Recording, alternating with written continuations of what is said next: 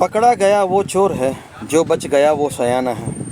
जी हाँ, ये कहावत यूँ ही नहीं कही गई है।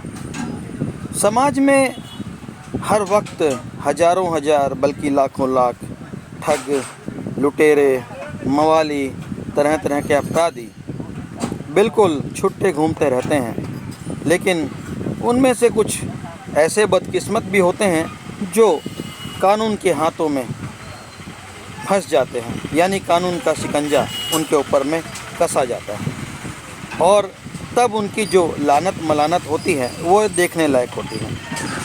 इसी प्रकार राजनीतिक शुचिता नामक एक शब्द युग्म है जिसका इस्तेमाल भारतीय राजनीति में बार बार किया जाता है और सबसे ज़्यादा तो भारत के सत्तारूढ़ दल के द्वारा किया जाता है। यह शब्द मेरे ख्याल से कुछ एक वर्षों पूर्व ही सबसे ज़्यादा चलन में आया है, जब कांग्रेस के भ्रष्टाचार के लिए भाजपा ने इस शब्द युग्म का इस्तेमाल करना शुरू किया था। उसके बाद से आज तक न जाने कितनी हज़ारों बार या लाखों बार इस शब्द का उपयोग किया जा सकता है।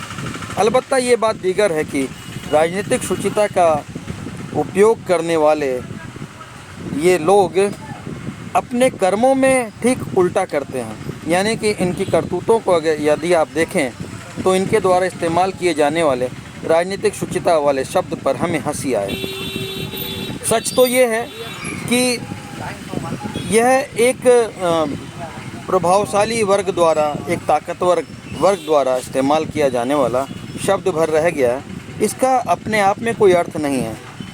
शब्दकोश में जो अर्थ शब्दों के होते हैं, राजनीति में वो बिल्कुल नहीं रहते, बल्कि राजनीति तो शब्दकोशों के किसी अर्थ को मानती ही नहीं है और वो उनके ठीक विपरीत आचरण करती हुई दिखाई देती है। हाँ, शब्दकोशों का अर्थ राजनीतिक दलों के लिए दूसरे दलों के द्वारा की जाने वाली करतूतों के संदर्भ में लिया जाता है, लेकिन खुद के संदर्भ में ऐसा नहीं होता। यानी उन्होंने गला काट लिया तो भी कोई गलत नहीं किया और इन्होंने आह भी कर दी तो ये बदनाम हो गए वाली बात हो जाती है। तो इसी प्रकार हम लगातार देखते हैं कि बहुत सारे लोग पकड़ लिए जाते हैं और बहुत सारे लोग बचे रहते हैं। जो बचे रहते हैं वो साहूकार बन जाते हैं। भारत में वर्तमान सत्तारूढ़ दल में भी सैकड़ों ऐसे सांसद विधायक हैं जिनके ऊपर संगीन अपराधों के केस दर्ज हैं। बावजूद उसके वो किसी भी राजनीतिक शुचिता के अंतर्गत नहीं आते हैं, यानी शब्दकोश उनके लिए काम नहीं करता है। उसी प्रकार जो दल के लोग कल तक काले कारनामे करते हुए दिखाई देते हैं, उन्हीं दलों को सत्तारूढ़ दल अगर अपने पक्ष में शामिल कर लेता है और उन्हें अपने मंत्रिमंडल में जगह दे देता है और अपनी सरकार में शामिल कर देता है, तो राजनीतिक शुचिता का शब्द फिर एक बार गायब हो जाता है और उनके सारे काले कारनामे माफ़ करके और वो एकदम प्रभावशाली और पुण्यात्मा हो जाते हैं। तो राजनीति में कब क्या हो जाए इसका कुछ पता नहीं है और शब्दों का तो ऐसा अर्थ बिगाड़ा है राजनीति ने कि विश्वास ही नहीं होता कि हमारे बीच राजनेता बोल रहे हैं या कोई नटवरलाल बोल रहे हैं, क्योंकि शब्दों के द्वारा वो खाली जनता के साथ ठगाई करते हैं, नटवरलालगिरी करते हैं और चीज़ों को गोलमोल कर देते हैं, जनता को बरगला देते हैं।